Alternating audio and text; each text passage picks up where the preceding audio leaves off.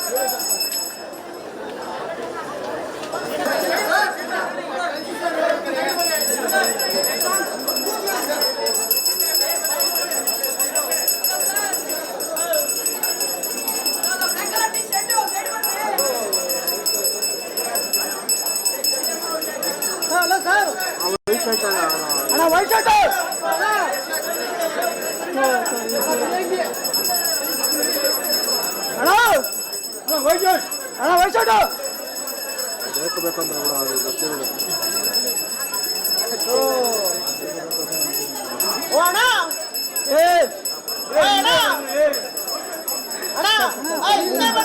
ಕಾಣಿಸ್ತಿಲ್ಲ.